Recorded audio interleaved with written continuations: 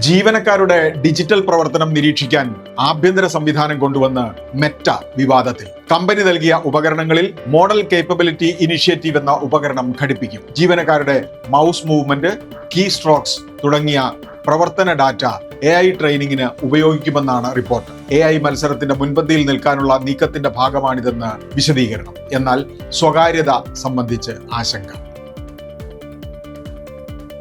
Auto debit നിയമങ്ങളിൽ ഭേദഗതിയുമായി reserve bank. SIP, OTT subscription, utility payment എന്നിവയ്ക്ക് കൂടുതൽ സുരക്ഷാ നടപടികൾ. പ്രീ ഡെബിറ്റ് അലേർട്ട്, അധിക ഓതന്റിക്കേഷൻ എന്നിവ നിർബന്ധമാകും. ഒരിക്കൽ മാൻഡേറ്റ് രജിസ്റ്റർ ചെയ്ത് കഴിഞ്ഞാൽ 15,000 രൂപ വരെ റിക്കറിംഗ് പേയ്മെന്റുകൾക്ക് ഓരോ തവണയും OTP വേണ്ട. ടെസ്ല ഇന്ത്യയിൽ മോഡൽ YL പ്രീമിയം അവതരിപ്പിച്ചു. Long range battery, auto pilot പോലുള്ള അഡ്വാൻസ്ഡ് ഫീച്ചേഴ്സ് ഉൾപ്പെടുത്തിയതാണ് വാഹനം. ഇത് ഇന്ത്യയിലെ ലക്ഷറി EV മാർക്കറ്റിലേക്കുള്ള ടെസ്ലയുടെ പ്രധാന നീക്കം.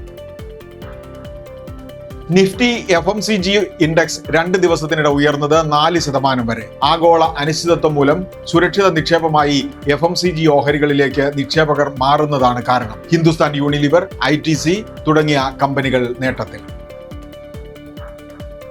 ഹോർമുസ് കടലിടുക്കിൽ 2 കപ്പലുകൾക്ക് നേരെ ആക്രമണം. ഇറാൻ, യുണൈറ്റഡ് സ്റ്റേറ്റ്സ് ചർച്ചകൾ വീണ്ടും ആരംഭിക്കാൻ ശ്രമിക്കുന്നതിനിടെ പുതിയ പ്രതിസന്ധി. ആഗോള എണ്ണ വിപണിയിൽ ആശങ്ക ശക്തം. ബിസിനസ് വാർത്തകൾ വിശദമായി അറിയാൻ ധനം online.com.